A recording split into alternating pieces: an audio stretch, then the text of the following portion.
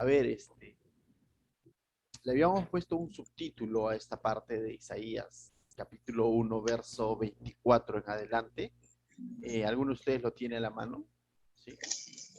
Sí, dice del 24 al 27 es el título, Dios restaurará parte de su pueblo. Amén. Muy bien. Entonces, vemos que nuestro Dios, entonces, del 24 al 27, ¿no? Dios restaurará.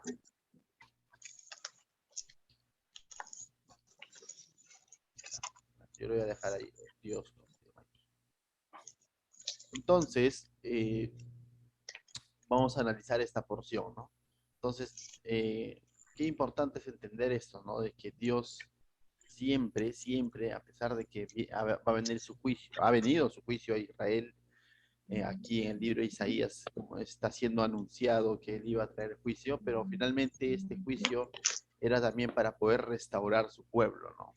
Como dicen algunos, para poder cernir, ¿no? O filtrar todo lo malo y sacar de todo esto, va a sacar un remanente, ¿no? Un remanente, ¿correcto? Y ese es nuestro Dios. Entonces, vamos a analizar verso a verso, versículo 24. Entonces, ¿qué ideas podemos sacar del versículo 24? A ver, ¿quién tiene en la mano el texto? Verso 24 dice, ¿podría leer hermano Roy? Sí. Por tanto, dice el Señor, Jehová de los ejércitos, el fuente de Israel, el fuerte de Israel. Ea, tomaré satisfacción de mis enemigos, me vengaré de mis adversarios. Muy bien. Entonces dice, nuevamente Isaías está hablando en nombre de Dios, ¿no? Dice, por tanto dices el Señor Jehová de los ejércitos. Y aquí va a usar algunos términos como que de guerra, ¿no? Y eso vemos bastante en cuanto a en el libro de Isaías. Pero es que en realidad, cuando viene el juicio a Israel, fue a través de una invasión, ¿no?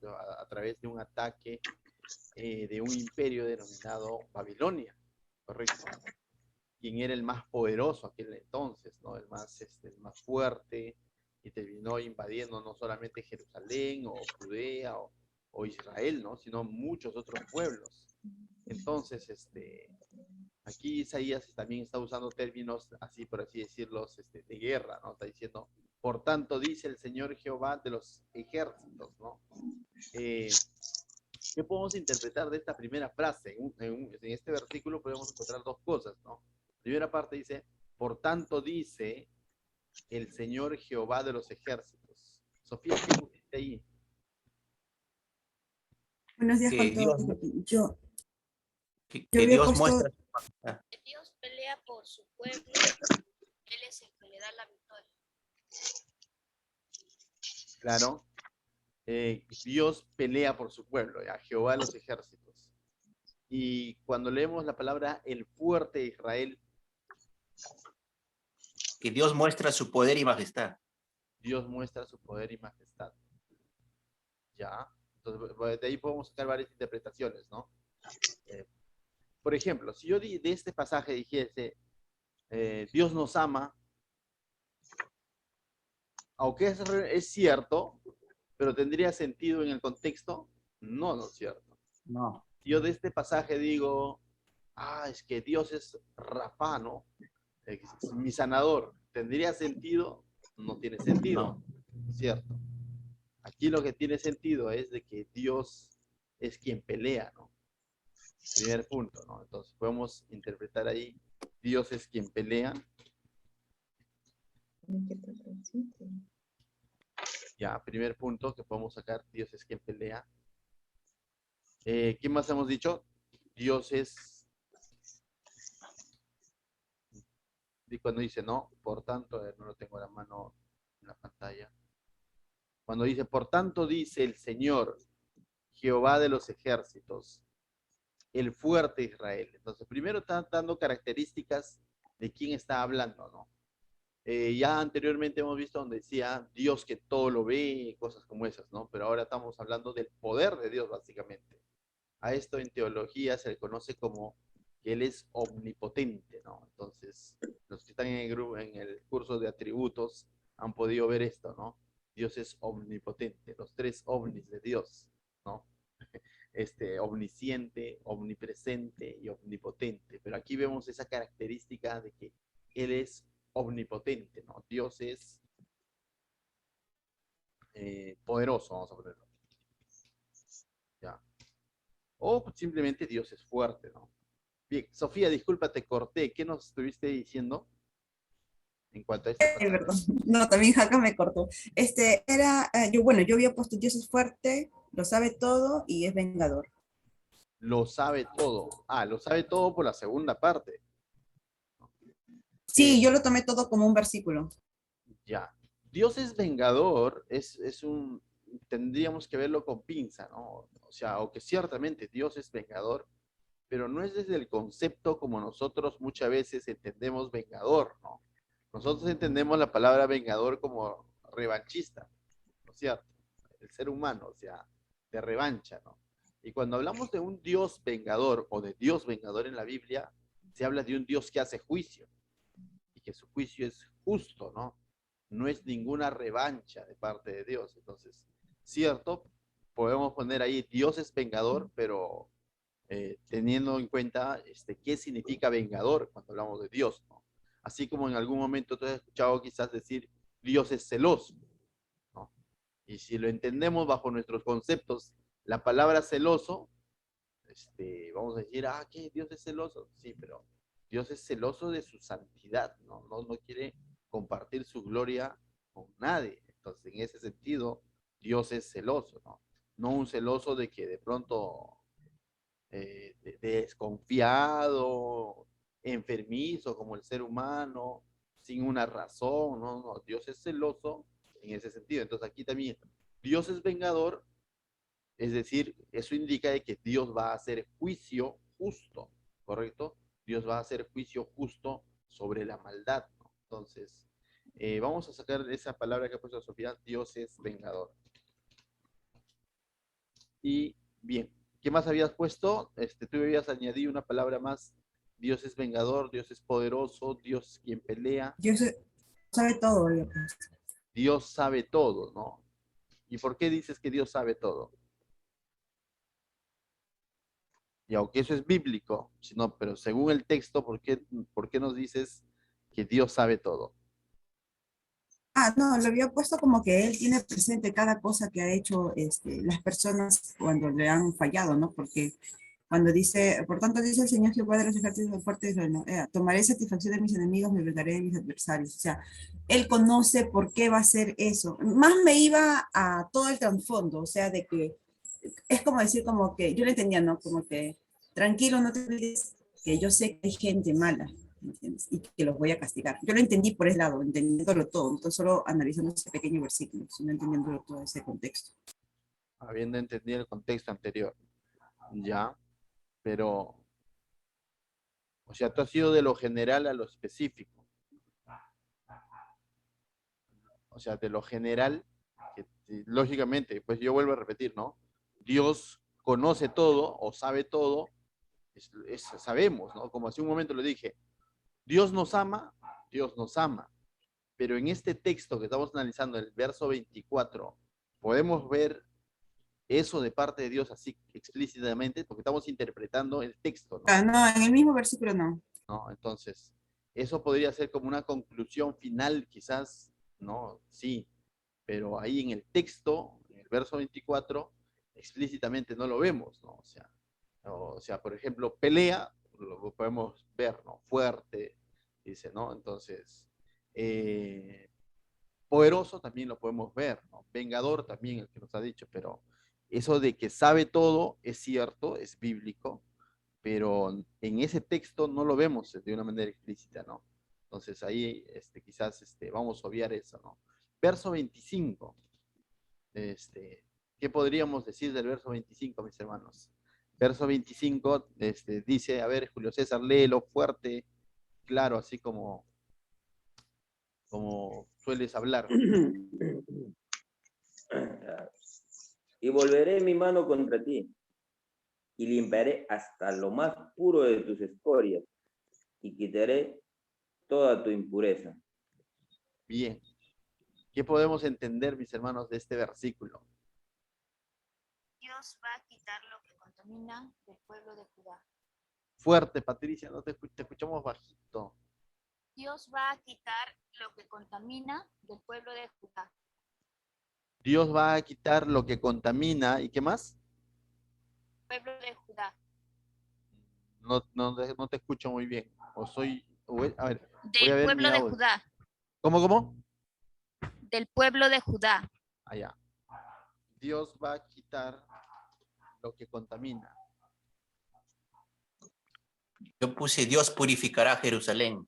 Amén. Esa palabra purificar es importante, ¿saben por qué? Dios va a quitar lo que contamina también, pero cuando el hermano usa la palabra purificará, es muy importante porque puntos atrás los ha visto como, ha usado términos como contaminado, ¿no? Abominación, ¿no?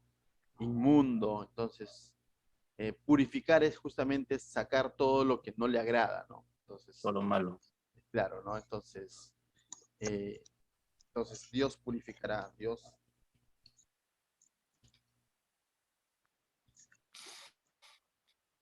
Miren, y es interesante porque no dice Dios desechará o necesariamente, ¿no? Purificará es donde mediante un proceso que tú haces, finalmente va a quedar algo, ¿no? O sea, es como que de pronto se nos malogró la comida, ¿no? ¿Quién purifica la comida? De pronto, ¿no? Guardaste el verano, los tallarines con su aderezo, y tú lo purificas ese tallarín o ya lo echas nada más, ya lo desechas nada más porque no hay nada que purificar, ¿no es cierto? En cambio, cuando hablamos de purificar es sacar todo lo que ha contaminado y que hay algo que tú vas a rescatar, ¿no? O sea, no desechas todo. Entonces, eso ocurrió con su pueblo, ¿no? De que ciertamente la historia luego va a corroborar los demás libros. Su pueblo es llevado a Babilonia, algunos se quedan ahí, pero finalmente escuchamos nombres como Esdras, Nehemías, Zorobabel, y después va a mencionar muchos hombres más, van a hacer una especie de censo, reconteo de todos los, y vemos que finalmente su pueblo continuó, ¿no? No fue desechado, eliminado del todo. Entonces, y ahí podemos ver que Dios finalmente purificó, ¿no? Entonces, purificó y continuó con un pueblo que más adelante nuevamente van a dar espaldas a Dios y lo vamos a ver ya en los tiempos de Jesús, nuevamente con su religiosidad, con su, como dice, ¿no? Siguiendo las tradiciones de los ancianos antes que seguir la palabra de Dios, cierto, ¿no? Pero en ese punto de la historia, de lo que está anunciando Isaías, de lo que Dios iba a hacer, ciertamente purificó su pueblo, ¿no? Ciertamente fue purificado, ¿correcto? ¿Qué más podemos sacar de este versículo?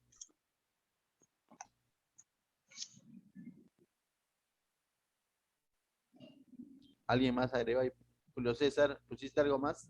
El versículo 25 que nos dice, y volveré mi mano contra ti y limpiaré hasta lo más puro de tus escorias y quitaré toda tu impureza, ¿no? Entonces, es interesante, ¿no? Muchas veces cuando vemos el sufrimiento que va a atravesar este pueblo y cuando va a venir juicio de parte de Dios, muchos quizás cuando no entendemos lo que Dios está haciendo en sí, podemos entender como que de pronto Dios está siendo injusto, o qué malo que es, o de pronto el rey de Babilonia es mayor, ¿no?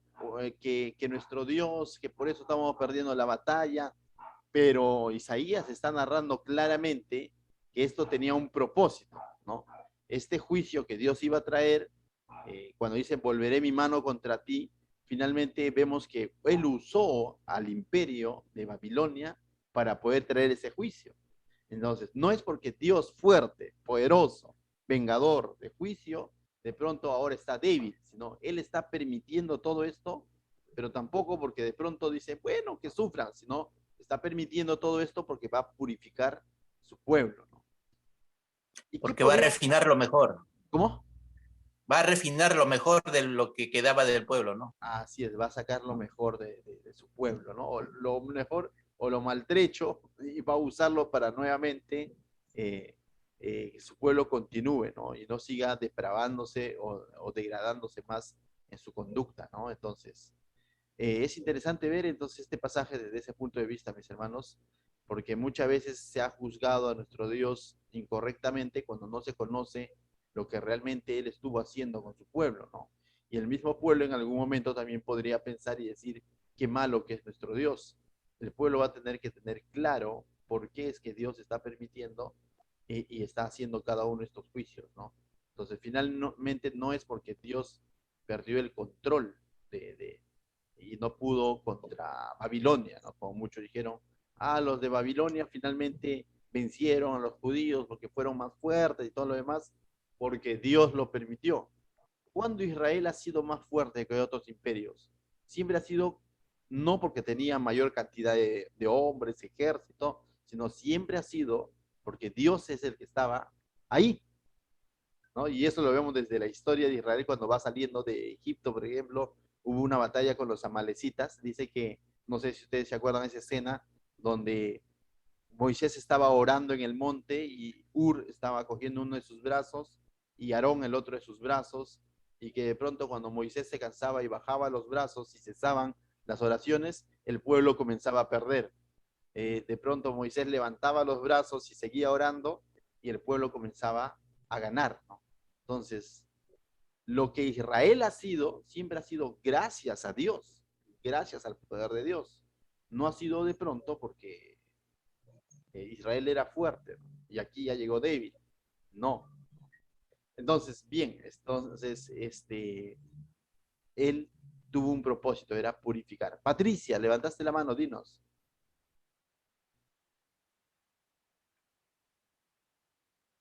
Patricia. Quería agregar, pastor, y volveré mi mano contra ti, decía Dios, el Señor bendecirá a su pueblo, Dios bendecirá a su pueblo. Pero cuando está diciendo volveré mi mano contra ti, se está refiriendo a su juicio, Julio Se va César, a castigar. de que va a ser Ya. es como te voy a dar, ¿no? O sea, es algo así, ¿ah? Volveré mi Claro, mano claro. contra ti no se está Le va a dar una refiriendo katana. a que lo va a apapachar, ¿no? Se está refiriendo de que te voy a dar, ¿no? O sea, pero le ha dicho ya por qué, pues, ¿no? Es como, justamente en ese sentido está haciendo, ¿no? Bien, Pero entonces, le va a La bendecir pues una pregunta palita. era, el pueblo de Israel había sido capturado por el reino de Babilonia por ¿cuánto tiempo? 70 años.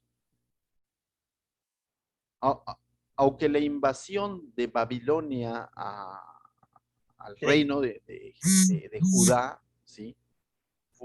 No fue en una sola ocasión, ¿no? O sea, fue un proceso de batalla, ¿no?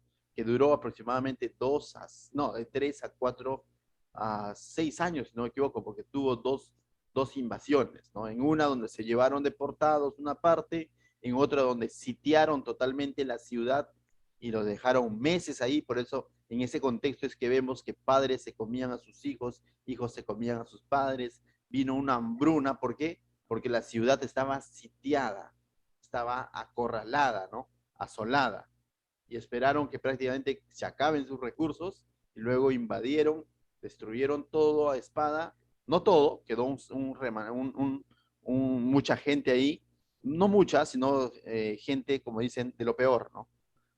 Lo dejaron ahí y se llevaron, entre comillas, lo mejor, ¿no? O sea, bajo sus conceptos y se los llevan cautivos a Babilonia.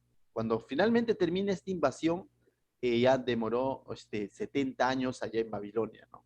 Y de ahí ya comienza el libro de Esdras, el libro de Nehemías, que en realidad para los judíos es un solo libro.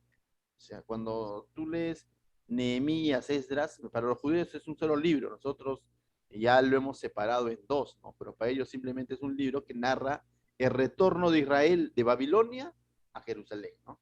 Entonces, y ahí ya vemos en la Biblia, ¿no? Cómo es que ellos vuelven, entonces, este remanente, y todo es restaurado, la ciudad y también la enseñanza de la palabra con Esdras, ¿no? Entonces, fue 70 años, Patricia. Bien.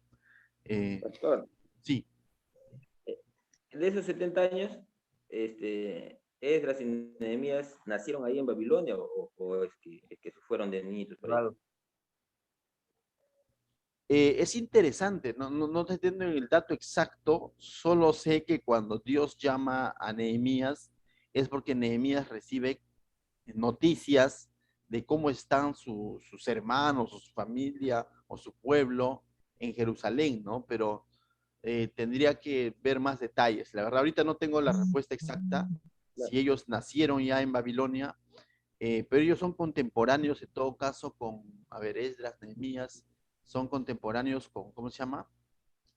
Con ¿Con Daniel? Daniel también, que estuvo en Babilonia, pero Daniel fue llevado cautivo a Babilonia, ¿no? Eso sí lo que tengo claro. Pero en cuanto a Esdras, Nehemías, te averiguo para la próxima, pues, ¿te parece? ¿O no quieres esperar? Ah, Ya. No, no déjame hay ver, problema, pero dame un minuto, toma su tiempo. ahorita te lo respondo, ¿ya? Vamos a buscar un ratito antes de salirnos del tema, pero buena pregunta, ¿no? Solo preguntaba, ¿no? Esdras, No, Nehemías, pastor. buena pregunta. ¿Dónde estamos?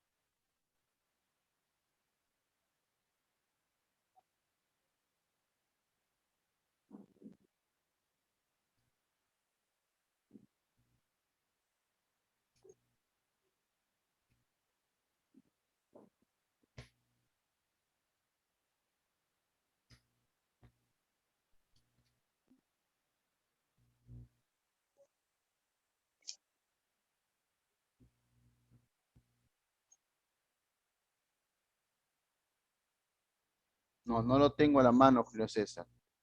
Te la averiguo para luego, ¿te parece? Ya, no lo tengo ahorita a la mano. No, no te preocupes. Bien, bien, vamos a continuar con el texto antes de salirnos del punto de lo que estamos viendo en Isaías, ¿no? Entonces dice aquí verso 25, verso 26, ¿qué podríamos determinar en el verso 26?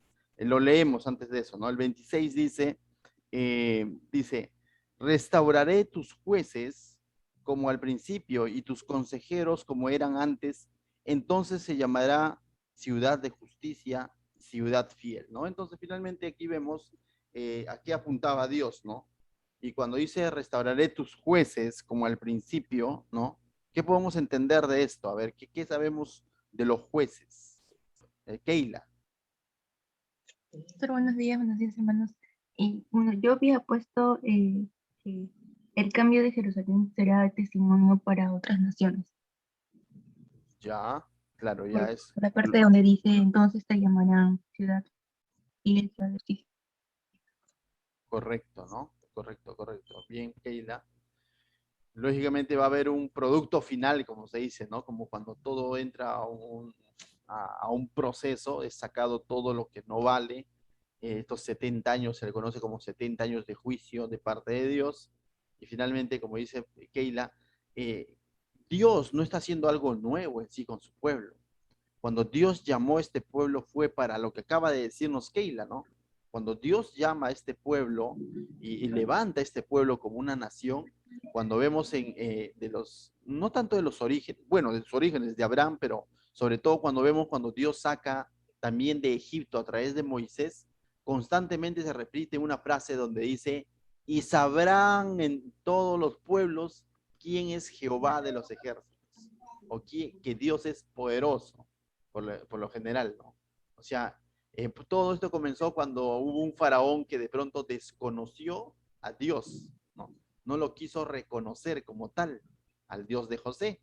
Entonces, cuando Dios trae juicio también a Egipto y saca a su pueblo, también con el mismo propósito. Y cuando ya los tiene en el desierto, les dio instrucciones claras para que este pueblo sea distinto y sea de testimonio frente a otros pueblos, ¿no? Frente a otros pueblos paganos que simplemente adoraban a otros falsos dioses. Y ese era el propósito de Israel, ¿no?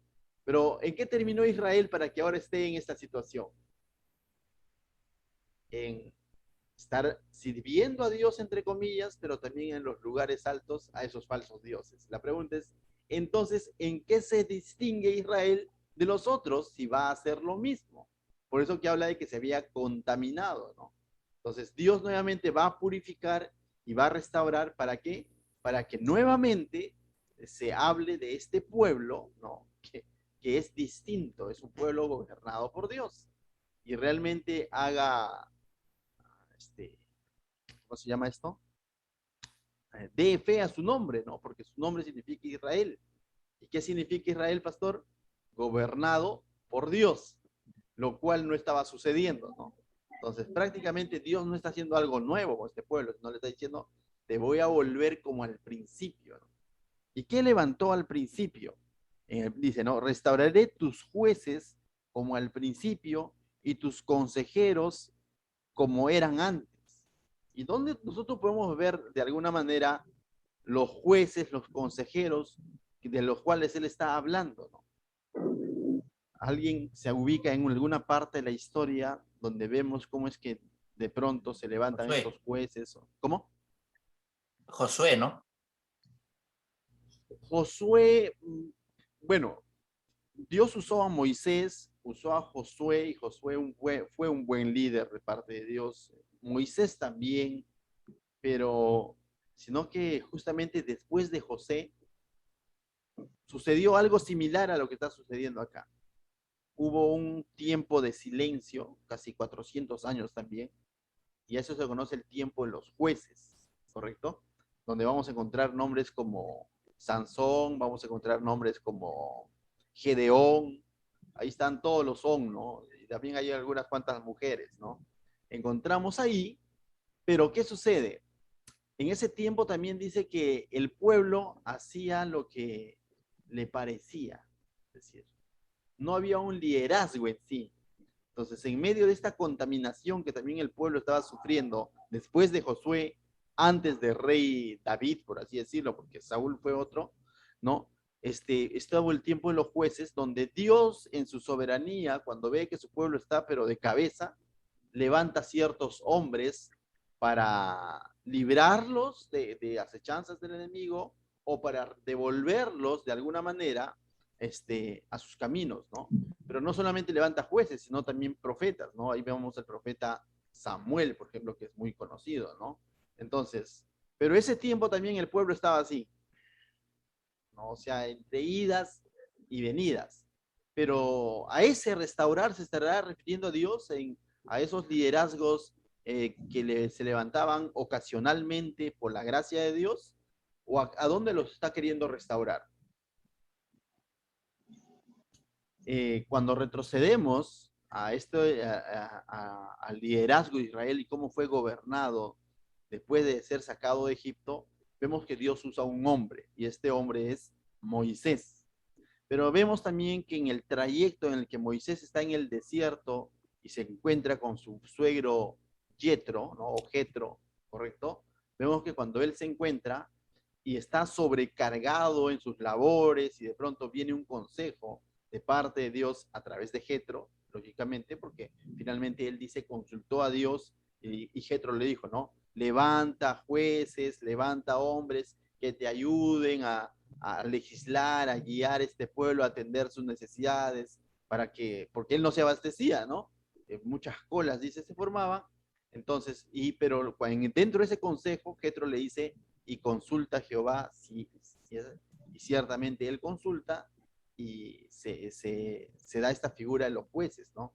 Entonces aquí vemos un modelo de cómo Dios gobernó su pueblo, pero luego también Dios habla específicamente a él y le dice de que levante a Aarón y su familia para el servicio en el tabernáculo, ¿no? Ya para este servicio ya que viene a ser de la enseñanza de la palabra de Dios, para este servicio que viene a ser de los deberes dentro del tabernáculo, por así decirlo, y levantan a los sacerdotes, ¿no? O a la familia sacerdotal que venía de la tribu de Leví. Y vemos entonces de alguna manera un orden establecido por Dios, avalado por Dios, donde había un grupo de ancianos, como se les conocía, que venían a ser estos jueces, que legislaban entre el pueblo de cosas que ocurrían entre el pueblo, ¿no? Pero también vemos un grupo de sacerdotes que enseñaban la palabra de Dios y que servían en el tabernáculo para que el pueblo pueda estar en constante reconciliación con Dios. Y esa figura los mantendría siempre dependientes de Dios. Pero todo eso se fue perdiendo, como les vuelvo a decir. Josué, todo bien. Después de Josué, todo eso se va dejando de lado. Y ya para los tiempos de Samuel, terminando estos 400 años de los jueces, el pueblo implanta la moda, ¿no? Y el pueblo comienza a corear, queremos rey, como los demás. Queremos ser como los demás. La figura ya no es queremos ser distintos, como Dios había establecido, sino queremos rey, queremos ser como los demás. El primer rey que ellos proponen, malo, Saúl, no pasó nada, no, desobediente. Dios, para continuar con esto, lógicamente entre todo esto malo, Dios saca algo bueno, levanta a David, de David sale Salomón, y hasta ahí quedó, ¿no?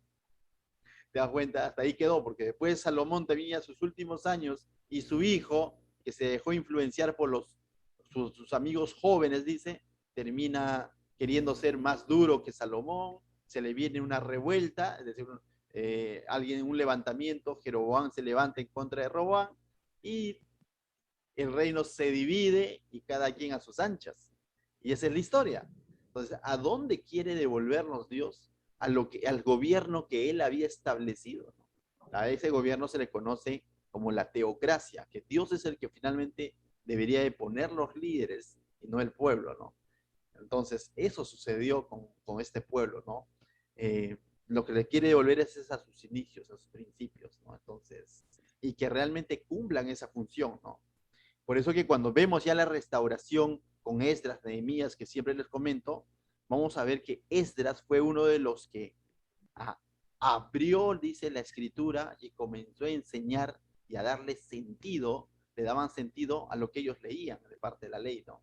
Y la palabra de Dios era muy importante, porque para eso fueron levantados estos sacerdotes, no solamente para presentar sacrificios y todo lo demás, ellos fueron levantados para mostrar la palabra de Dios al pueblo y mantenerlos vigentes en ello, ¿no? Lo cual se había perdido, como le vuelvo a decir, ¿no?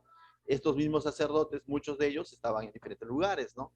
Por cierto, Ezequiel, por ejemplo, que es otro profeta, también es un sacerdote, ¿no? Que finalmente hace labor de profeta, de traer un mensaje de arrepentimiento, porque ¿qué palabras les vas a enseñar ahí si el pueblo estaba totalmente desviado de Dios, ¿no? Entonces, bien, entonces, ¿qué podemos concluir del verso 26 en este punto? Dice, ¿no? Dios restaurará, podemos resumirlo quizás en una palabra, ¿no? Dios restaurará como en el principio, ¿no? Podría ser, ¿no? Entonces, Dios restaurará como en el principio.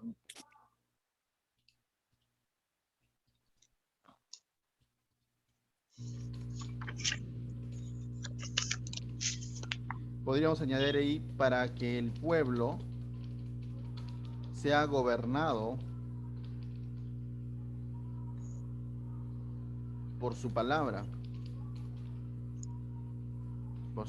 ¿no? Para que el pueblo sea gobernado por su palabra, es decir, para que se deban a ello, ¿no? Entonces, no solamente entonces es de que ellos dejen de hacer sus rituales y todo lo demás, sino que ellos hagan conforme su palabra, conforme a lo que Dios había dicho, ¿no? Entonces, Verso 27, mis hermanos, vamos avanzando. Dice, verso 27 dice, no, pero ahí quizás añadir la última parte, tenía un fin esto, ¿no? Restaurar como al principio, para que sea gobernado su palabra, y los demás pueblos evidencien, ¿no? Puedan ver, ¿no? O sea, pues, eso es, ¿no? Como decía Keila, para que sea de testimonio a los demás, ¿no? ¿Qué podemos poner en cuanto a eso, no? Dice, tus consejeros eran antes, entonces te llamarán ciudad de justicia, ciudad fiel. Entonces, ¿qué podríamos decir? Para que los demás pueblos vean, ¿no? Para que los demás pueblos vean cómo es.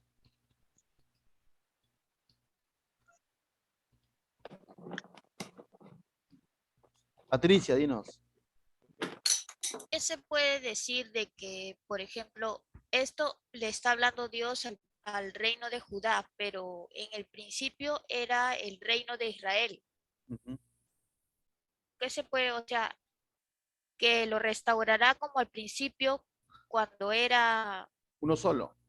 claro, Sí, o y no? ciertamente en la historia luego vemos de que, no tengo el pasaje exacto, pero si no me equivoco, mismo Isaías dice que él traerá de todas las partes que hayan sido dispersas, traerá y reunirá nuevamente su pueblo, ¿no? Y eso no incluye nada más ya a Judá, sino a todo pueblo que es del linaje de Abraham, por así decirlo, ¿no? Y es más, cuando ellos llegan en Nehemías, si no me equivoco, está esto, hacen una especie de censo, ¿sí? Hacen una especie de reconteo y hacen una especie de trazabilidad, se le conocen, como que van a ir determinando quiénes son de tal tribu, quiénes son de tal tribu, y ahí vemos considerado todas las tribus, ¿correcto? Todas las tribus. Entonces, ciertamente está hablando de una restauración no solo de Jerusalén, no solo de Judá, sino de todo su pueblo, ¿no? Como al principio, ¿correcto? Entonces, de tal manera que no podríamos decir que Dios había desechado a los otros 10 reinos. El pueblo sí, más adelante va a hacer bullying a parte de estos 10 reinos a los samaritanos, ya que vendría a ser una como especie de capital de estos 10 reinos en sus inicios y que habían sido contaminados o se habían mezclado con otros pueblos, es decir, habían procreado y todo lo demás, y el pueblo va a hacer una especie de bullying, pero a través del maestro, a través de los evangelios, vemos cómo es que Jesús mismo ni siquiera los había desechado, porque Jesús mismo va a ellos y presenta el evangelio incluso a los samaritanos. En el libro de Hechos ya vemos cómo es que Jesús mismo de manera puntual le dice que cuando ellos reciban el Espíritu Santo les iba a dar poder para ser testigos en Jerusalén, Judea, Samaria y lo último en la tierra. Y vemos dentro de eso la palabra Samaria, donde Jesús mismo, y esto indica que Dios mismo no había desechado ni siquiera a los samaritanos. Entonces, cuando hablamos de esta restauración, definitivamente era una restauración de toda la nación, ¿no?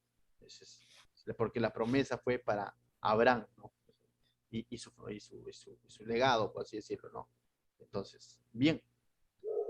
Y también podemos agregar ahí en el libro Apocalipsis, vemos que cuando finalmente Dios restaurará y venga nuevamente el Señor Jesucristo por 1000 años, venga y ponga sus pies en el Monte de los Olivos, habla de que incluso de que todos de cada tribu, ¿no? Van a estar ahí sirviendo al Señor, ¿no? Entonces, habla de los 144,000 que Dios usará también, 12,000 de cada tribu. 12 por 12, 144.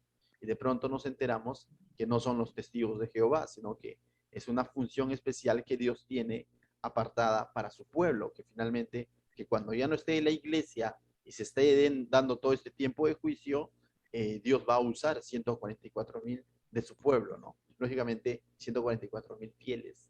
¿Cómo lo filtrará? Es Dios, ¿no? El que finalmente filtrará quiénes son de cada tribu, pero va a ser así. Entonces, no ha desechado a su pueblo de todo y no podríamos decir que solamente Jerusalén va a ser la restaurada, ¿no? O el reino de Judá nada más, no es todo, ¿no? O sea, todos su pueblo, las 12 tribus. Bien, dime. Esta partecita de ahí, viendo el mapa actual de Jerusalén, las otras tribus están prácticamente son otros países. Claro.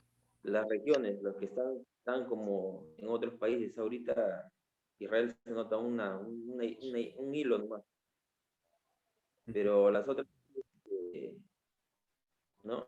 Están Así es. en Palestina, algo por ahí está no sé qué Y, parte. y es toda una historia ahí, ¿no? Y parece, uno lo ve, Julio César, y parece imposible. Dice, pero si Dios le había dicho que toda esta tierra y Israel en sus inicios era mucho más grande, y pareciera que han perdido todo, ¿no?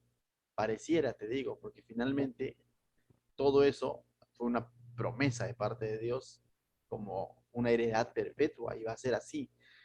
¿Sabes? Te cuento nada más algo corto. Hasta 1948, ¿cuántos años atrás? 80 años, imaginamos, atrás, ni siquiera ese pedacito que tú ves ahí era de Israel. Todo era del pueblo palestino, de los musulmanes.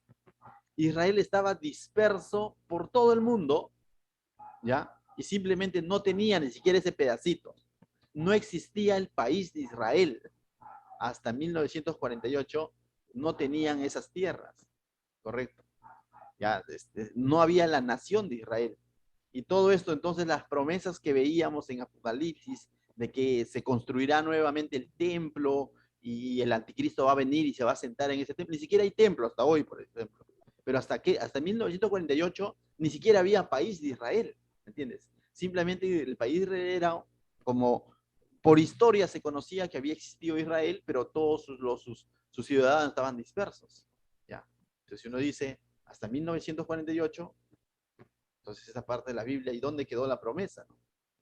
Pero en una obra majestuosa de Dios, en 1948, se hace una masiva, así se llama, masiva regreso de los judíos, ¿no? Retornan a este lugar, lógicamente apoyado por el gobierno estadounidense, que finalmente es Dios que va a levantar, ¿me entiendes? En este caso ya no hablamos de imperios, sino de países para poder cumplir sus objetivos. Y hoy en día, en epidemia de 1948, aquí hasta hoy viene su historia, que son, como te vuelvo a decir, 80 años. Israel es mucho más potente que nuestro país, mucho más fructífero que nuestro país.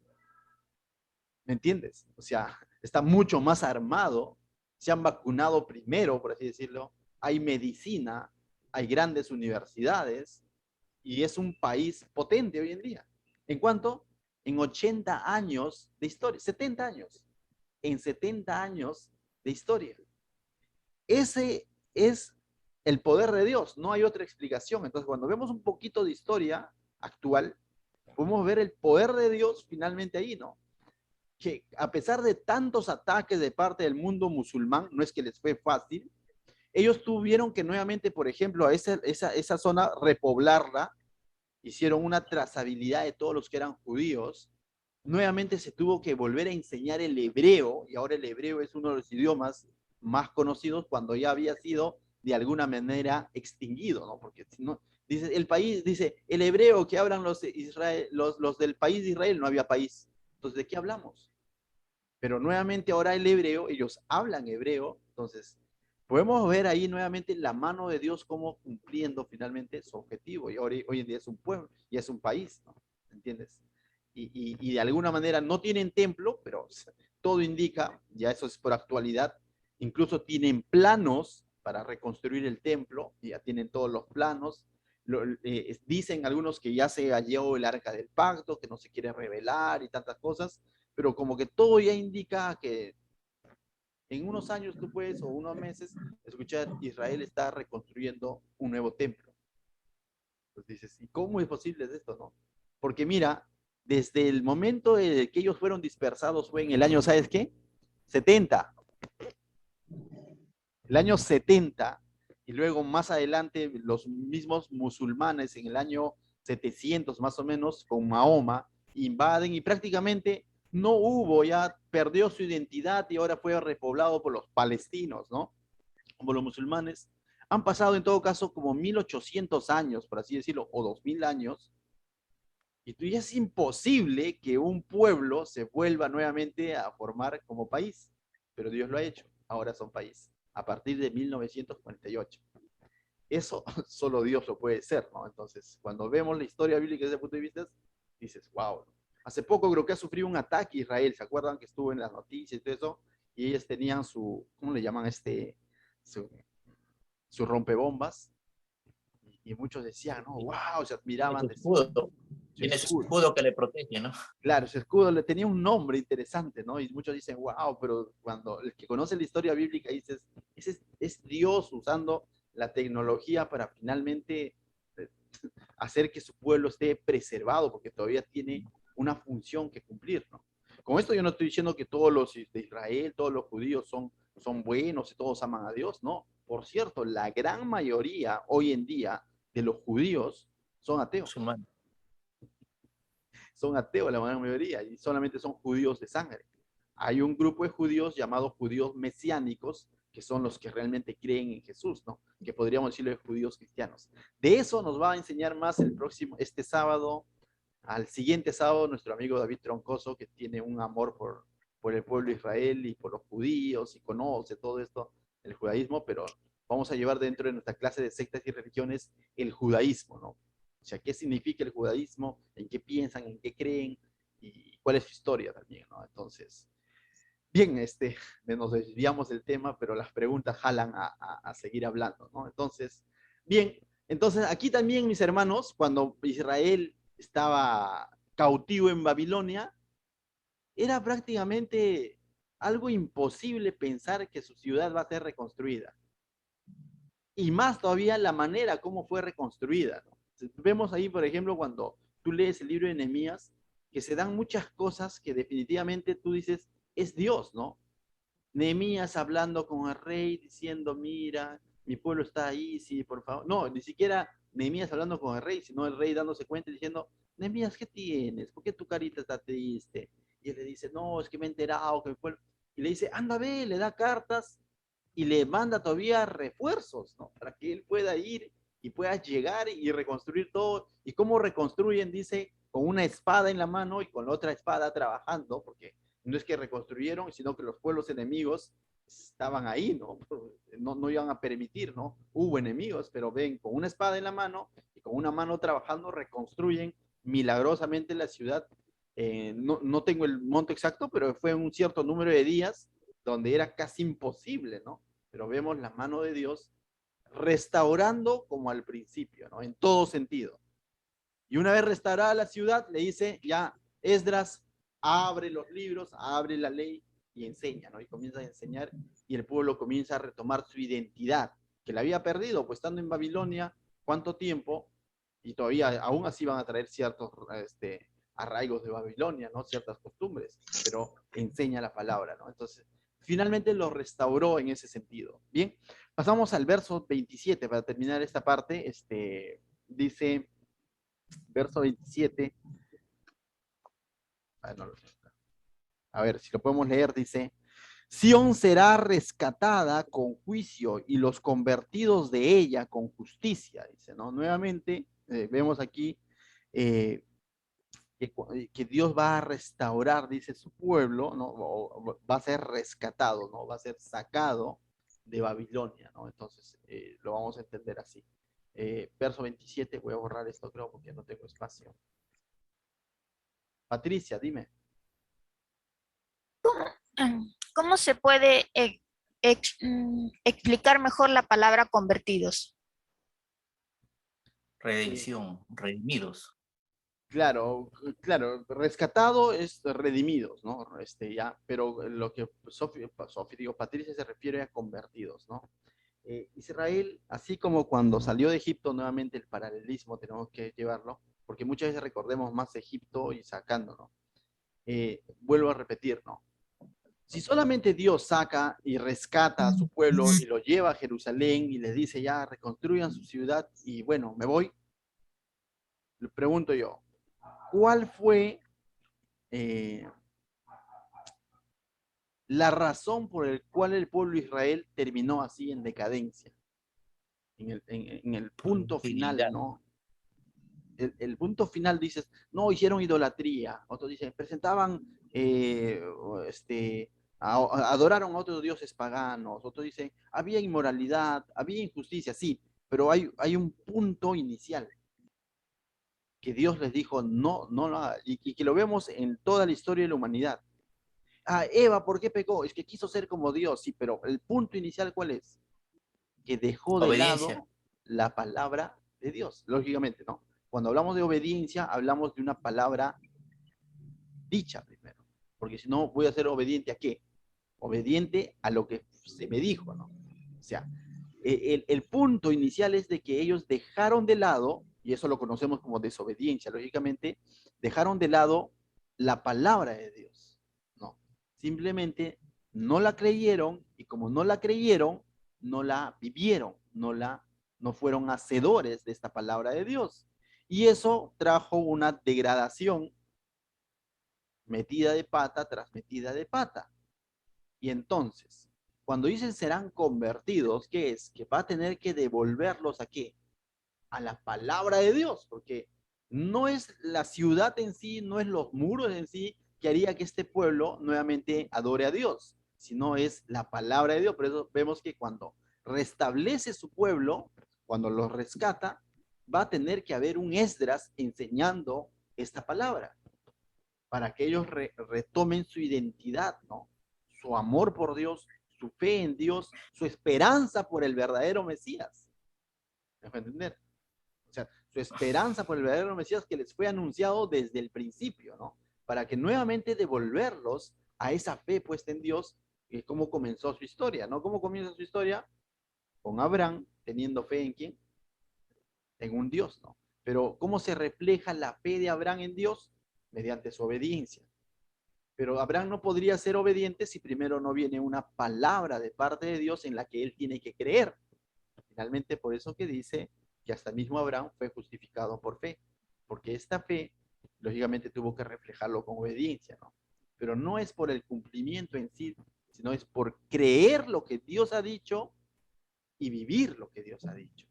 Entonces, nuevamente, para el mundo hebreo, para el pueblo de Israel, la palabra fe y obediencia prácticamente son una sola, ¿no? O sea, no hay ahí fe intelectual, pero sin obediencia, ¿correcto? Es una fe que te lleva a hacer las cosas, pero con sentido. Algo que ellos no hacían con sentido. Si retrocedemos un poco en nuestro libro de Isaías, ¿presentaban o no sacrificios en el templo? Sí, pastor, sí lo hacía. Entonces podríamos decir que sí estaban cumpliendo con Dios. No, no, no. No, ¿cómo que usted total presentaba o no? Sí presentaba, pero no con fe, pues. No como Dios lo había dicho, no tal como Dios lo había establecido, sino lo estaban haciendo por religiosidad. Y a eso para Dios no es obediencia.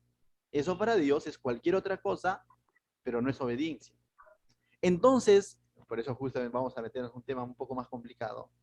No está tanto por las cosas que yo hago, sino por qué las hago.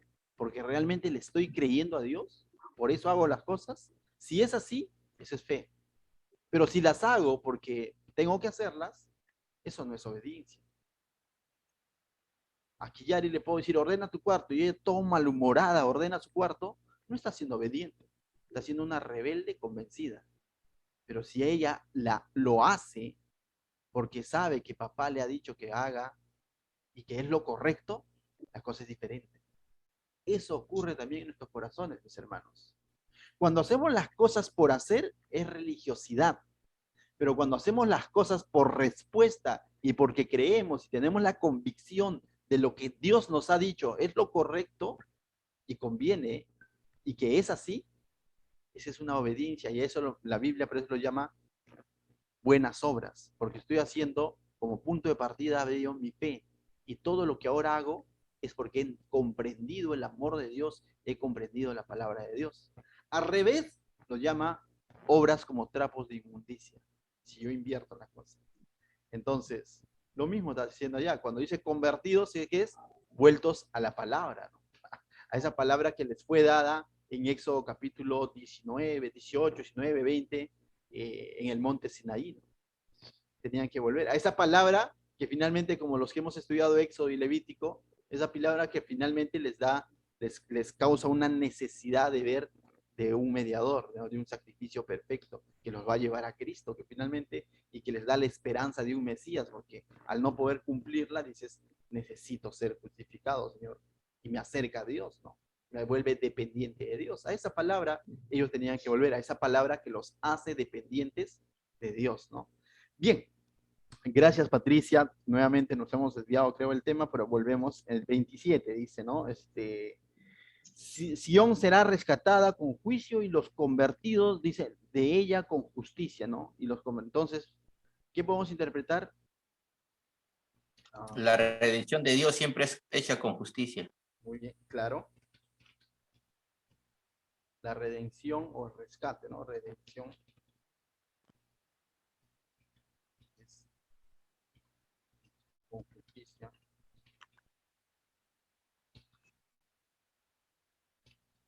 Por ejemplo, cuando nosotros ya eso va a ser un punto de aplicación, quizás, ¿nosotros hemos sido rescatados? Pregunta. Sí, sí hemos sido rescatados. ¿Y hemos sido convertidos? También, ¿no? Y si fuese en nuestras fuerzas o en cuán buenos somos o cuán poco malos somos, ¿sería con justicia? No.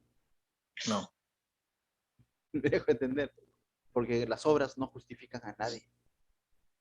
¿Y por qué podemos decir entonces que nosotros, nuestra redención, nuestro rescate, es con justicia? Porque un pago, ¿no? Un pago. Y ese pago lo pagó todo. Hubo alguien que cumplió la ley al revés y al derecho, y él pagó por nosotros. Y a eso se le conoce la doctrina de la justificación o sustitución. En reemplazo nuestro, se entregó. Y lo único que nos demanda ahora es, cree en este sacrificio, porque en tus fuerzas no es posible. Entonces, nuestra redención fue con justicia. Por eso nosotros decimos que hemos sido justificados en Cristo Jesús. No es que de pronto Dios dijo, ya, chicos, los voy a perdonar y mi gracia es que los perdono nada más. Si fuese así nada más, Dios estaría yendo en contra de su justicia, porque Él ha establecido que la paga del pecado es muerte y que Él es santo, santo, santo. ¿Y cómo hacemos posible entonces, y cómo reconciliamos, por así decirlo, la santidad de Dios, la justicia de Dios con la misericordia de Dios? Con Cristo, no hay otra manera. Cristo, pagando por nuestros pecados, es el que nos ha dado esa redención justa. Entonces, cuando seamos juzgados allá, nuestra redención será justa, no por nuestro obrar, sino será justa porque hubo una entrega, hubo un pago. ¿Me dejo entender?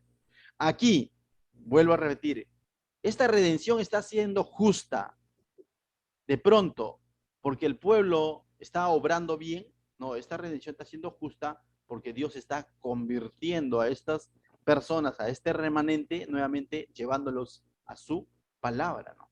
Entonces, no le está diciendo vengan y sigan haciendo lo que antes hacían, como venían viviendo, sino los está transformando a través de su palabra, ¿no? Entonces, la redención de Dios es hecha con justicia. Muy bien. Entonces, eso es lo que podemos sacar de este versículo, ¿no? La redención de hecha es hecha con justicia. Y también podemos ver, quizás, Dios transforma vidas o convierte vidas, ¿no? O sea, porque eso es lo que va a hacer, ¿no?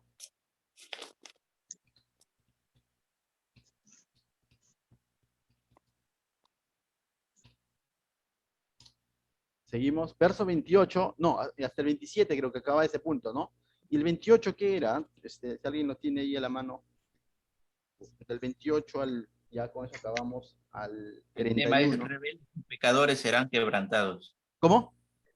Rebeldes y pecadores serán quebrantados. Ok, rebeldes y pecadores serán quebrantados.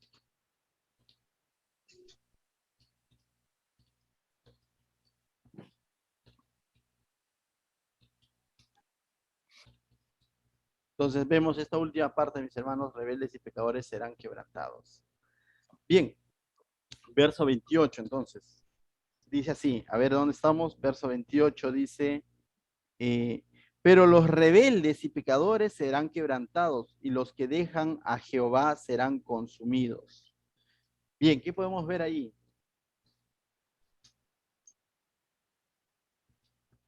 Pregunto, en ese proceso en el que Dios va a traer juicio a Israel en esos 70 años, ¿todos reaccionarán todos se arrepentirán y dirán, Señor, perdóname, o habrá un grupo que simplemente dirá, qué malo que o qué injusto que es Dios. En medio de ese juicio va a haber un buen grupo que simplemente nada. Y aquí vemos también el libre albedrío nuevamente del ser humano. O sea, va a haber un grupo que simplemente no se va a mostrar rebelde, ¿entiendes? O simplemente no va a querer volver a Dios. Sofía, ¿nos iba a decir algo? Ah, yo había colocado la desobediencia obstinada trae graves consecuencias. Esa palabra obstinada, ¿no? O sea, bien, ¿no? Porque la desobediencia obstinada es como decir la obediencia terca, por así decirlo, ¿no? O sea, ¿sí?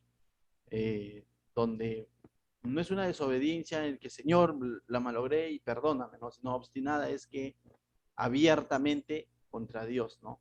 Entonces ponemos ahí la desobediencia obstinada trae consecuencias. Muy bien. Entonces, esa es Serán debilitados. ¿Cómo? Patricia, ¿te escuchamos? Serán debilitados. Serán debilitados. Ya.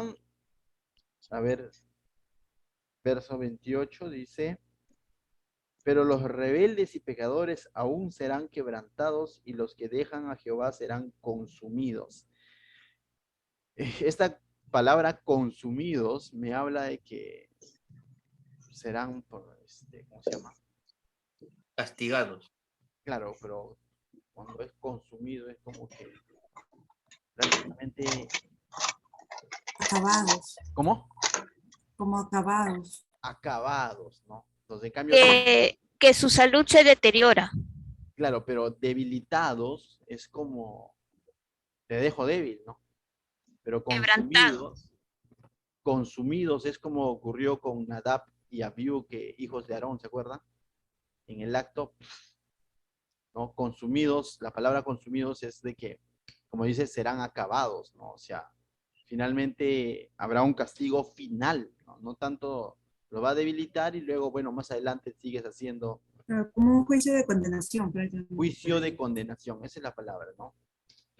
Vendrá juicio de condenación. O sea, acabará finalmente, ¿no? Dios finalmente va a hacer juicio y va a acabar con el mal. ¿Qué más podemos ver entonces en esta parte, verso 29? ¿No? En el 29, ¿qué podemos ver? Dice, dice, no sé, ya. Entonces los avergonzarán las encinas que amasteis y os afrentarán los huertos que escogisteis. ¿Qué significa eso? Ellos se avergonzarán de sus antiguas idolatrías. Claro, excelente, ¿no? Justamente se está refiriendo, ¿no? Encinas, huertos, a esos lugares altos, ¿no? Entonces, Cumbres, ellos ¿no? se avergonzarán de sus de sus antiguas idolatrías. Bien, hermano, te dio en el punto. Listo. Ya vamos terminando entonces. ¿Qué sigue? Verso 30, ¿no? Verso 30. ¿Qué podemos interpretar del verso 30? Porque seréis como encina. No, ¿ya hemos visto 30? No, no. No. Porque seréis como encina a la que se le cae la hoja y como huerto a la que le faltan las aguas. ¿Qué significa esto? Sequedad. Sequedad espiritual será, pues, ¿no? Como que se van a quedar sin lo que de tanto se gloriaban, o de tanto lo que se creían. Porque al final la encina, ¿cuál es lo más bonito? Son las, ¿no? El árbol frondoso. Y el huerto, que no tenga agua, se seca. Esto me recuerda a Ezequiel, también usa algo interesante, dice, ¿no? Para este entonces, cuando Israel está entrando a ser juzgado, previo a esto Israel se creía poderoso políticamente, había hecho alianza con los egipcios, con otros pueblos más, negocios, intercambio, ¿no? Comercio, mejor dicho. y en una de sus profecías Dios le dice a Ezequiel para su pueblo, le dice, el que vende y el que compra llorarán. Tú dices, ¿qué tiene que ver? Simplemente su dinero, dice, su plata no tendrá valor. Entonces, de lo que ellos tanto se gloriaban, como dice Sofía, en este caso, ¿no? De eso de sus idolatrías o de todo esto, finalmente, o sea, eso los va a avergonzar, simplemente no va a tener un valor, ¿no? Entonces, eso es lo que va a ocurrir prácticamente con este pueblo, ¿no? Va a tener que sufrir consecuencias de la Cada caso como confianza. que serán humillados. Serán humillados. Estarán cerca de la muerte. También, pero ¿qué más dijiste anteriormente a serán humillados, Sofía? Tú dijiste algo que antes tuviste una participación previa que me llevó a pensar en Ezequiel. Pero Dijiste, yo dije no, que Dios les iba a quitar eso de lo que tanto se gloriaban. serán humillados ya que Dios les quitará, ¿no?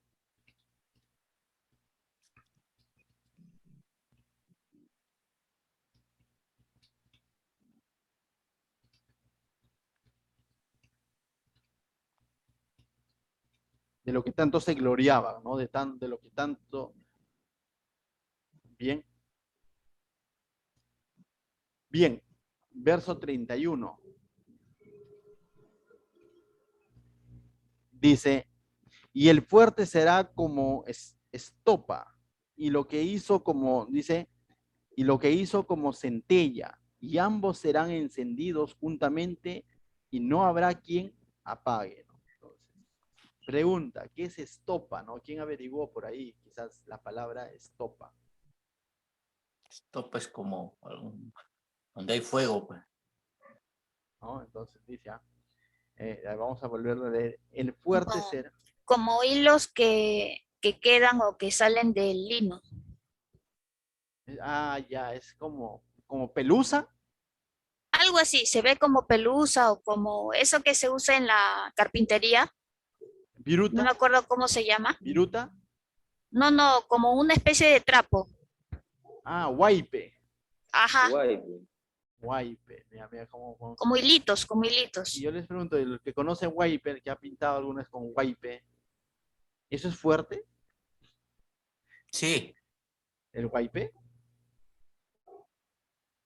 se va. No, es que se No, deshace. no, El Guaype es como dice, como hilitos que se usa para pintar con laca, eso, ¿no? Entonces, tú como lo un puedes trapito separar es. incluso, ¿no? Separar, es como Entonces da a entender que se reduce, ¿no? claro, o sea, el fuerte, bajo los conceptos como ellos vivían, serían fuertes, va a terminar como Guaype, por así decirlo, ¿no? Como algo que se deshace, ¿no? Como algo, como nada, prácticamente, ¿no? Como nada, o sea. Entonces, el fuerte Residuo, lo que queda. como un residuo, ¿no? Entonces, como pelusa.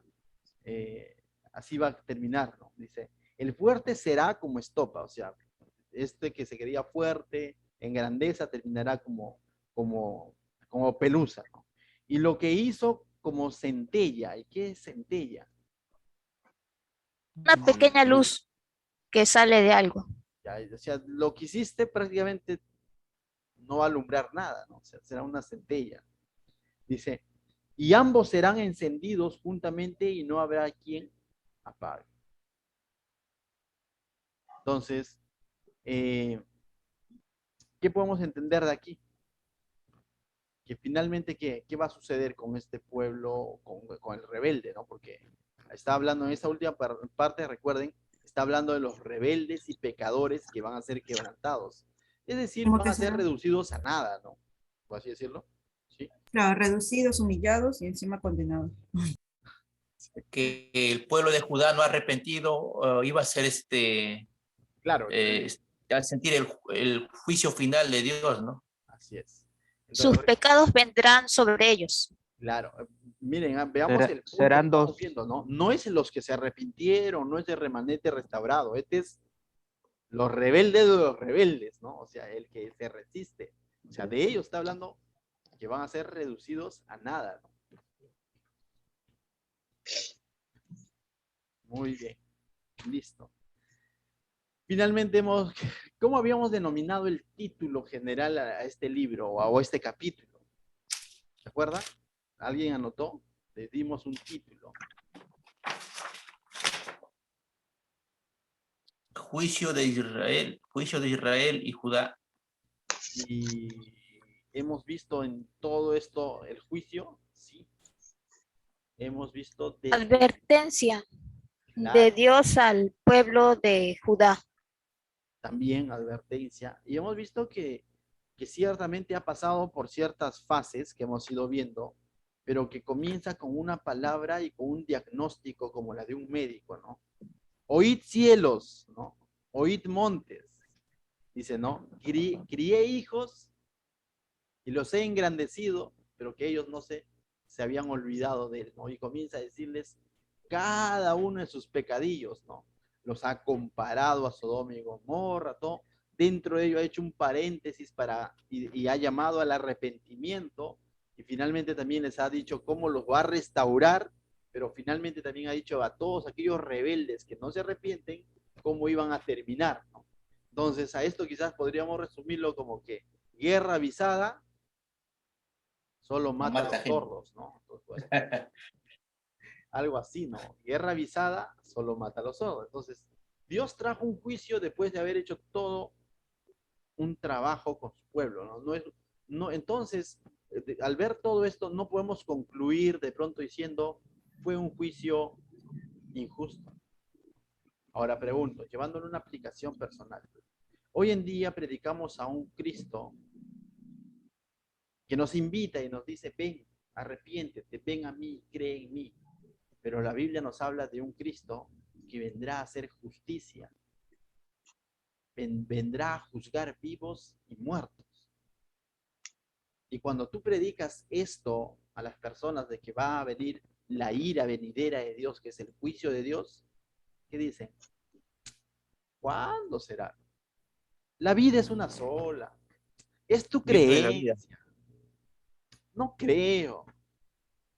Cuando la Biblia nos muestra que estamos en falta y en contra de Dios y que necesitamos arrepentirnos, dicen, pero no soy tan malo, en verdad, comparándome con el moabita, yo al menos una vez al año visito las 7 iglesias, o yo también llevo mis holocaustos a Dios. Los moabitas sí están perdidos y nos comparamos con lo peor, ¿no?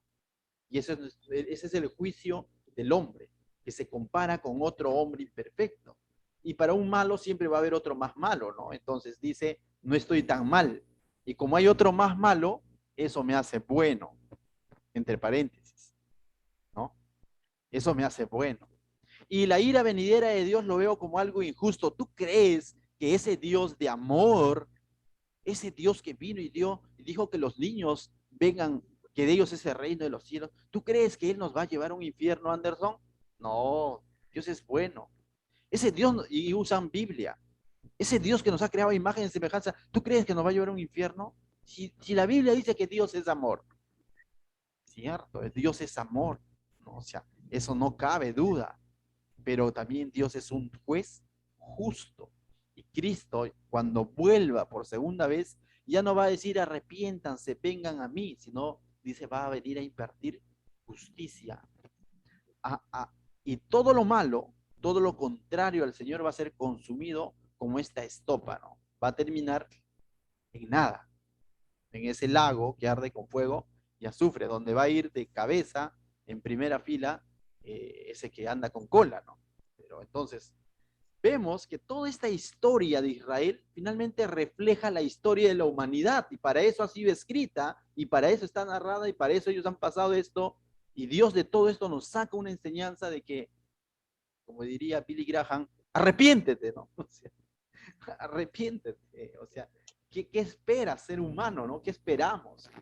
Y ahí es cuando nosotros los cristianos decimos, gracias a Dios porque me trajiste el entendimiento y ahora sé que soy restaurado, he sido rescatado en Cristo y que voy a volver como al principio, ¿no? Y estaré en su presencia morando con Él.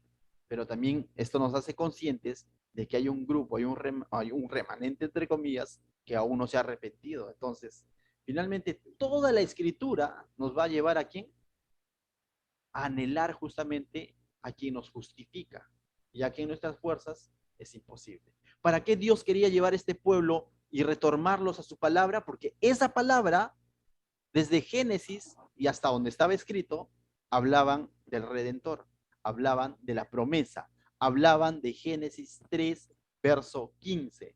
El protoevangelio hablaban del Mesías que iba a venir, del que realmente es justo, de que realmente iba a vencer el mal, ¿no? Entonces, eso es lo que hemos visto, mis hermanos, a través de un capítulo de Isaías. Y si tú estudias todos los capítulos, todos nos van a llevar a Cristo. Muy bien. Bien. Entonces, mis hermanos, vamos a quedarnos aquí, pues son las 9:40, yo creo que ya no hay mucho tiempo. Vamos a descansar unas semanas en realidad. Ya nosotros el próximo domingo, por ejemplo, vamos a hacer nuestro culto presencial.